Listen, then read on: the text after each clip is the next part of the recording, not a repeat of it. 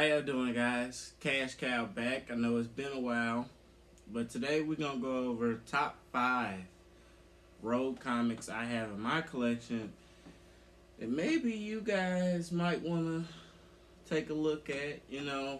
Eventually X Men are gonna reappear again, and Marvel's gonna do it this time. So the hype train is gonna be much bigger this time than it was when Fox did the X Men movies. You know it is. Same with Fantastic Four, same thing. But with that being said, guys, let's drop them. Number one, we got Rogue number one. This is our first solo series. She did have her own solo series. That's how you do. She was becoming a big deal. Rogue is actually one of those X Men characters that is like a cult fan favorite. A lot of people tend to invest in her story.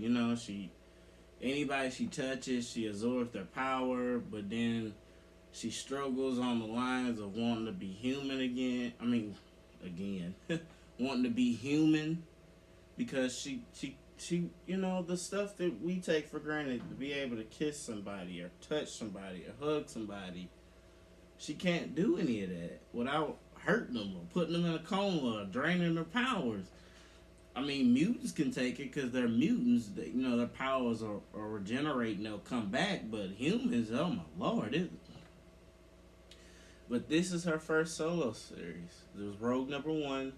It's her first solo series. You guys might want to check that out. That's an underrated one. A lot of people are not really paying attention to, and I feel like when Rogue finally gets the chance to reappear back in the MCU, this is one of those sleeper books that's gonna see some steam pick up to it. Alright, guys. So you got the gold foil up there. Check that out, guys. Alright. Next one, number two. We got the Uncanny X-Men number 171. This is Rogue finally joins the X-Men. This is another underrated issue. It finally highlights when she joins the X-Men. Of course, you see what Colossus, Nightcrawler, Storm. You got your characters on there. But she finally joins them. It took her a while because she was scared. She didn't know what was going on with all this stuff. But I feel like this is a nice issue to have. I don't think it's going to break the bank or anything. Unless you have a 9.8 graded when she is finally made to premiere, then yeah, I can see it. But other than that, this is going to be one of those stable issues you might be able to get for the $25-$50 range if it does get hot. I don't know if I really personally don't think it'll get higher than that. That's not depending on if you have a high grade. If you have a high grade, you'll make some money if you're planning on selling it. But that's when she joins the X-Men. People think of Rogue, they think of the X-Men. They think of Gambit, Wolverine. Certain characters come to mind when you think of Rogue. Rogue's story ties into a lot of characters in the X-Men that you're going to see. Alright? Number three, we got Rom Space Knight number 31. This is her second appearance. And it's kind of weird because Rogue actually has two second appearances. She also has the Uncanny X-Men number 158 that came out the same day as this.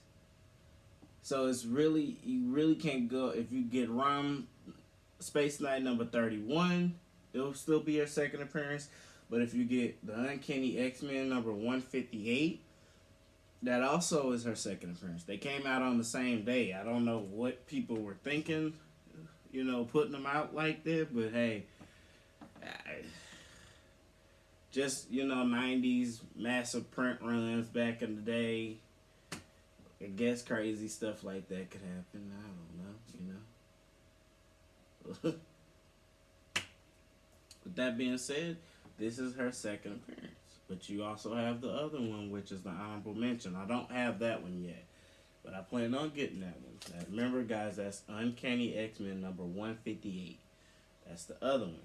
You can't go wrong with either one of those two copies. That's technically her second appearance. She has two of them. But it gets a little weirder. You got Marvel Superheroes number 11. This is actually chronologically her first appearance. Chronologically wise, it's kind of like the underrated one people go after. A lot of people actually don't know about this. You think of Rogue's first appearance, you think of Avengers Annual number 10. That's usually what the market tends to go after, but this is the other one that's actually, they say chronologically, is her first appearance. Marvel Superheroes number 11. And I like this cover. You got Ghost Rider on there on the cover. Man, that's awesome. So, if you guys can't, if Avengers Annual number 10 gets out of hand, expect this one to see some bumps in it as well. Once people start doing the research more on the character and finding out stuff, they tend to go after what they can afford. With that being said, guys, last one but not least, we got Avengers Annual number 10.